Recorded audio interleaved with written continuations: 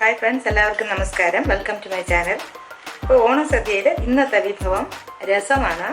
വളരെ ടേസ്റ്റിയായ ഈ രസം എങ്ങനെ ഉണ്ടാക്കുന്നത് നോക്കാം. എൻ്റെ ചാനൽ എല്ലാവരും ഒന്ന് സബ്സ്ക്രൈബ് ചെയ്യുക, സപ്പോർട്ട് ചെയ്യുക. ആ ബെല്ലൈക്കൺ കൂടെ ഒന്ന് പ്രസ് ചെയ്യുക. ഞാൻ വീഡിയോസ് അപ്ലോഡ് ചെയ്യുമ്പോൾ നിങ്ങൾക്ക് ഉടനടി നോട്ടിഫിക്കേഷൻസ് വരും. അപ്പോൾ നമുക്ക് ഇന്നത്തെ വീഡിയോയിലോട്ട് കടക്കാം. രസം ഉണ്ടാക്കാനായി ഒരു പാൻ അടുപ്പത്ത് വെച്ച് 1 ടേബിൾ സ്പൂൺ വെളിച്ചെണ്ണ ഒഴിച്ചു കൊടുത്തു.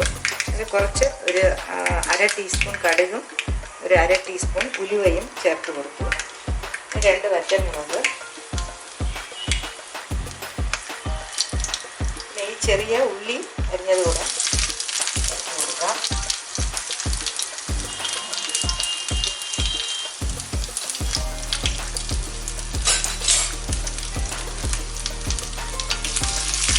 ഇതൊന്ന് മൂത്ത് വരുമ്പോൾ നമുക്ക് ഈ തക്കാളി അരിഞ്ഞ് വെച്ചത് കൂടെ ചേർത്ത് കൊടുക്കാം.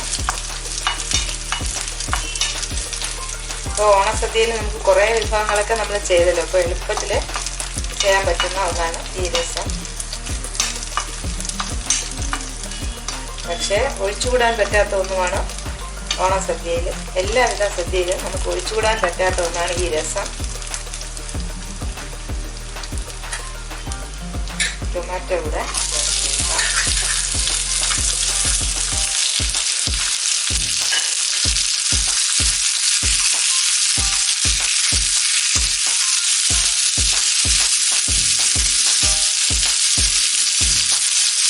നമുക്ക് കുറച്ച് സമയം ഈ ടൊമാറ്റോ ഒന്ന് വാടുന്നത് വരെ കുറച്ച് സമയം നമുക്ക് ചെറിയ തീയിലിടണം. ഇനി നമുക്കിതിലേക്ക് പൊടികളൊക്കെ ചേർത്ത് കൊടുക്കാം. 1 ടീസ്പൂൺ മുളക് പൊടി, 1/2 ടീസ്പൂൺ മഞ്ഞൾപ്പൊടി,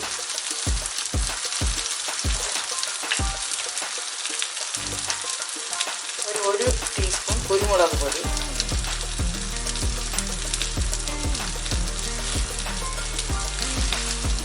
2 ടീസ്പൂൺ മല്ലിപ്പൊടി,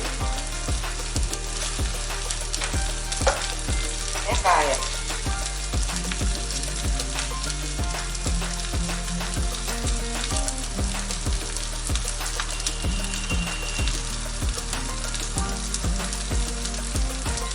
കായം ഒരു 1/2 ടീസ്പൂൺ തൊട്ട് 1 ടീസ്പൂൺ വരെ ചേർക്കാം.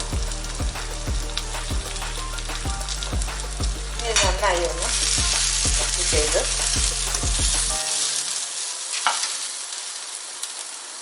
കറിവേപ്പില കൂടെ ഇതിൽ ചേർത്ത് കൊടുക്കാം.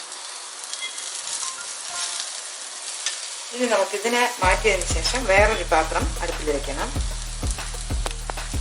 ഇനി നമ്മൾ പുളി ചേർത്ത് കൊടുക്കണം. 1 നെല്ലിക്കയുടെ വലിപ്പത്തിലുള്ള പുളി എടുത്തിട്ടുണ്ട്. അത് നന്നായി പിഴിഞ്ഞ് ഈ പാത്രത്തിലോട്ട് ഒഴിക്കാം. പിന്നെ നമുക്ക് ആവശ്യത്തിനുള്ള വെള്ളവും ചേർത്ത് കൊടുക്കാം. പുളിയൊക്കെ അവരവരുടെ ഇഷ്ടത്തിനിടാം. ചിലർക്ക് നല്ല പുളിയുള്ളതാണ് ഇഷ്ടം, ചിലർക്ക് കുറച്ച് മൈൽഡായിട്ടുള്ള പുളി മതി. അവരവരുടെ ഇഷ്ടത്തിന് ചെയ്യാം. ആവശ്യത്തിന് വെള്ളം ചേർത്ത് കൊടുക്കാം.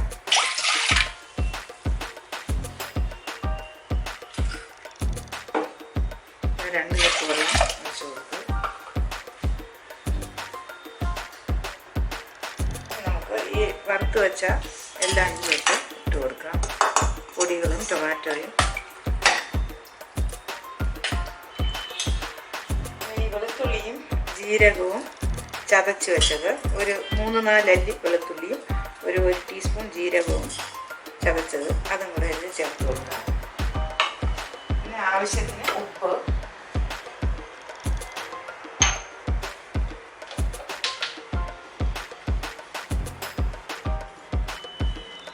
ഇനി നമുക്കിതിനെ ഒന്ന് നന്നായി തിളപ്പിച്ചെടുക്കാം.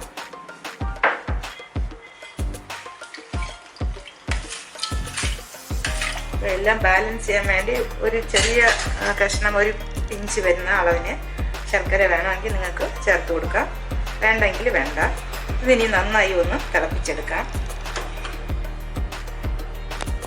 ഇവിടെ രസം ഇവിടെ നല്ലപോലെ തിളച്ചു. ഇത് ഞാൻ ഒരു ചെറിയ കഷ്ണം ശർക്കര ചേർത്ത് കൊടുക്കുന്നുണ്ട്. അത് ഓപ്ഷണലാണ്, നിങ്ങൾക്ക് വേണമെങ്കിൽ ചേർത്താൽ മതി.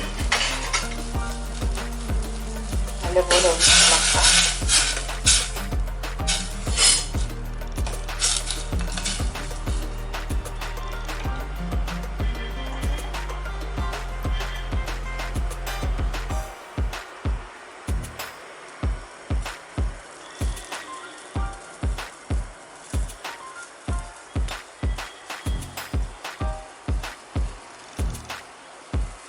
അവസാനമായി മല്ലിയില കൂടെ ചേർത്ത് കൊടുക്കാം.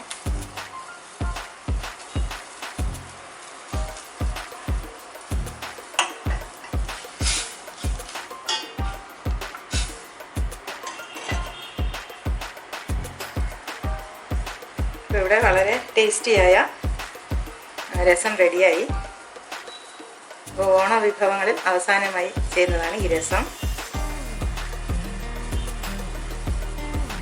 കുക്കിംഗ് ആവശ്യമുള്ള അവസാനത്തെ ഐറ്റമാണ് ഈ രസം. പിന്നെ മോര് കൂടെ ഉണ്ട്, അതിന് കുക്കിംഗ് ആവശ്യമില്ല.